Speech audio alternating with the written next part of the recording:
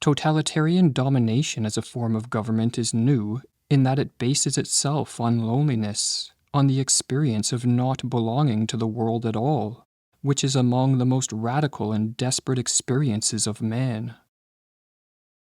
Many people have amnesia regarding the fact that a mere few years ago we were forced to seclude ourselves in our homes, banned from partaking in social activities and attending communal gatherings, and even told to maintain distance from others when out in public or in our own homes. What was the intention of this extreme social isolation? Was it to protect us? Or is there a more nefarious reason behind the social distancing and isolation we were forced to endure? In this video, we explain how tyrants and totalitarians in the 20th century and into the modern day have attempted to isolate and atomize individuals in order to make them easier to control. In his book Community and Power, Robert Nisbet writes, "The genius of totalitarian leadership lies in its profound awareness that human personality cannot tolerate moral isolation. It lies, further, in its knowledge that absolute and relentless power will be acceptable only when it comes to seem the only available form of community." Man has social needs that must be fulfilled as a basis for psychological health. Throughout most of history, these needs have been satisfied at a tribal or local level. For hundreds of thousands of years, our hunter-gatherer ancestors lived in small, tight-knit tribes, and each member's sense of self was deeply intertwined with the group. This tribal identity provided our ancestors with an unwavering sense of social belonging. History teaches that, in the beginning, the individual did not exist as an independent entity. In the early state, there is a fusion of the individual with the group, wrote the psychologist Erich Neumann in The Origins and History of Consciousness. In medieval society, man started to emerge as an independent individual, yet his social needs were still satisfied through the diverse community associations that flourished in towns and villages, such as markets, guilds, local assemblies, town councils, communes, churches, fraternities, charities, monasteries, universities, and the primal community of the family. This multitude of community associations provided medieval man with a strong sense of social belonging that not only bolstered his psychological health, but also his courage and will to resist external powers which posed a threat to his social groups. Only in their social interdependences are men given to resist the tyranny that always threatens to arise out of any political government, democratic or other, wrote Robert Nisbet. Another benefit of the diverse array of community associations that existed in the Middle Ages is that each had authority figures who, as a result of superior character, knowledge, and ability, served as role models, maintained communal order, and mediated disagreements among members. This proliferation of authority figures created a web of decentralized authority that safeguarded societies from being overtaken by any single centralized power. Or as Nisbet continues, "We are prone to see the advance of power in the modern world as a consequence of that diminution of individual freedom. But a more useful way would be to see it in terms of the retreat of authority in many areas of society within which human beings commonly find roots in a sense of the larger whole. It is power, not authority, that seeks homogeneity, regimentation, and the manipulated articulation of parts by hierarchies of administrators.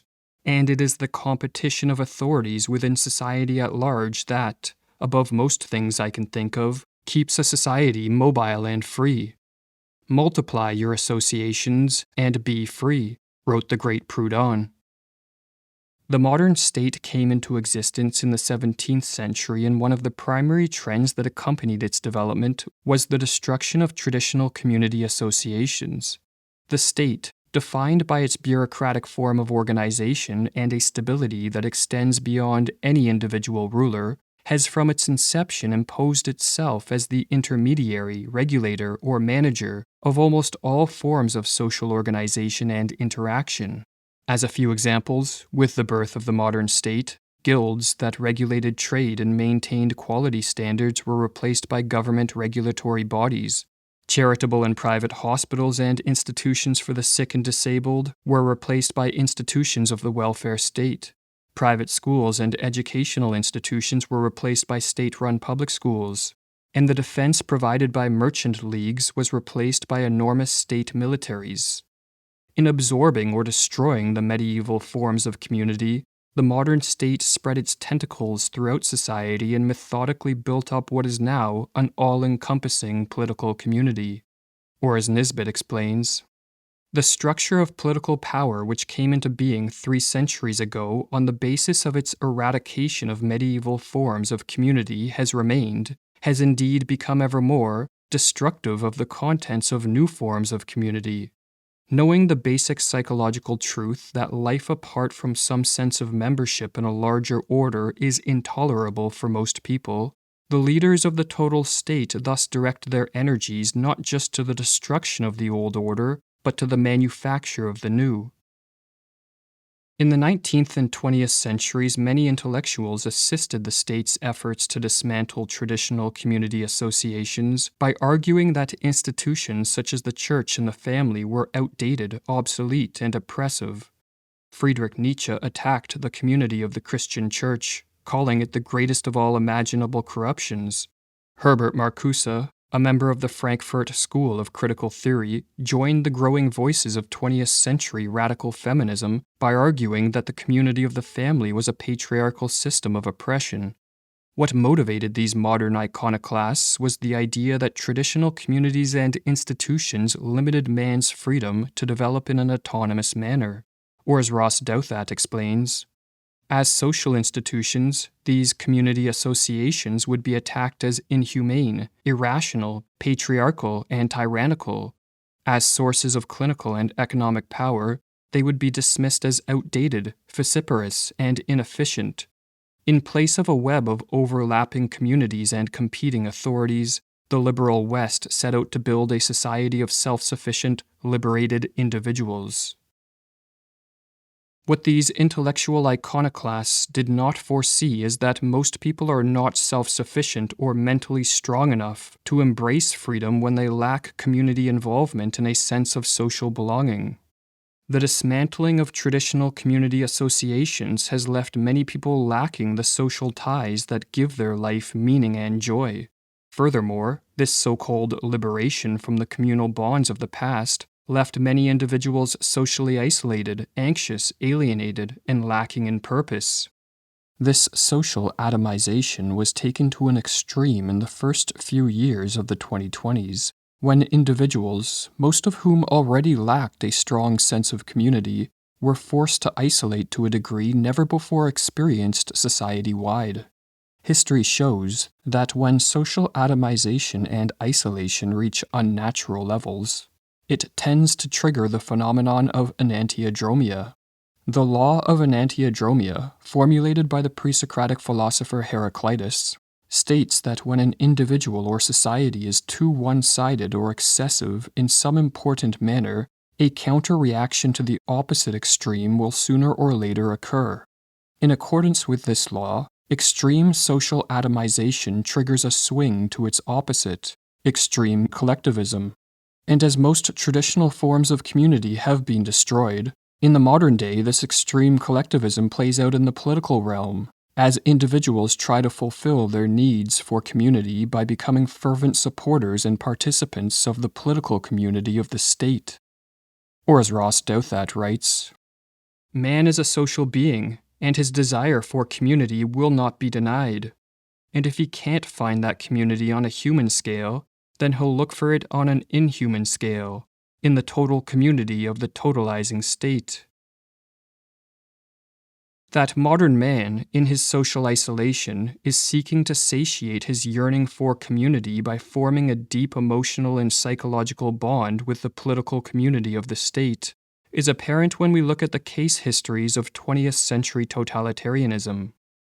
In her book, The Origins of Totalitarianism, Hannah Arendt notes the intimate connection between the social isolation that followed the breakdown of the traditional forms of community and the rise of 20th century totalitarianism. As she wrote, "What prepares men for totalitarian domination in the non-totalitarian world is the fact that loneliness, once a borderline experience usually suffered in certain marginal social conditions like old age, has become an everyday experience of the ever-growing masses of our century. Hitler recognized that a lack of community creates a void of social isolation which can be filled by a strong leader and a strong state. Hence why, when in power, he suppressed and co-opted independent associations including trade unions, youth groups, and other cultural organizations, and replaced local town hall meetings with mass political meetings. In Mein Kampf, Hitler wrote that, "The mass meeting is necessary if only for the reason that in it, the individual who in becoming an adherent of a new movement feels lonely and is easily seized with the fear of being alone, receives for the first time the picture of a great community, something that has a strengthening effect upon most people." In a similar manner, the attraction which communism held to millions of people in the 20th century and continues to hold for many today has less to do with its ideology than with the sense of community it offers its adherents. Or as Nisbet explains, to a large number of human beings, Marxism offers status, belonging, membership, and a coherent moral perspective. Of what matter and relevance are the empirical and logical refutations made by a host of critics, as against the spiritual properties that Marx offers to millions? If the cancerous growth of the modern state, as well as fascism, communism, and totalitarianism, are products of the socially atomized masses' misguided search for community, then what Western societies desperately need is a revival of smaller-scale community associations. Or as Nisbet writes, "It is not the revival of old communities that the book in a sense pleads for. It is the establishment of new forms which are relevant to contemporary life and thought. Hence the appeal for what I call a new laissez-faire, one within which groups, associations, and communities would prosper and which would be, by their very vitality, effective barriers to further spread of unitary, centralized political power." A diverse multitude of autonomous social groups and associations helps the individual maximize his potential by providing the communal support and security that is needed for an individual to face up to the challenges of life. Furthermore, it is usually only when man feels secure within a community that he will risk the dangerous task of individuating himself and cultivating his idiosyncratic side. No conception of individuality is adequate that does not take into consideration the myriad ties which normally bind the individual to others from birth to death, explains Nisbet, or as Carl Jung writes, "Individuation is only possible with people, through people. You must realize that you are a link in a chain, that you are not an electron suspended somewhere in space or aimlessly drifting through the cosmos." If modern man continues to be socially isolated and alienated, and allows the state to separate and distance him from others, then not only will individuation remain out of his reach, but he will continue to search for community in the totalizing state. Regarding the man whose life is meaningless due to a lack of social connections, Carl Jung wrote that he is already on the road to state slavery and, without knowing or wanting it, has become its proselyte. Or as Nisbet concludes, totalitarianism is an ideology of nihilism, but nihilism is not enough. No powerful social movement can be explained in negative terms alone. There is always the positive goal. We should miss the essence of the total state if we did not see in it elements that are profoundly affirmative. The extraordinary accomplishments of totalitarianism in the 20th century would be inexplicable were it not for the immense, burning appeal it exerts upon masses of individuals who have lost, or had taken away, their accustomed roots of membership and belief.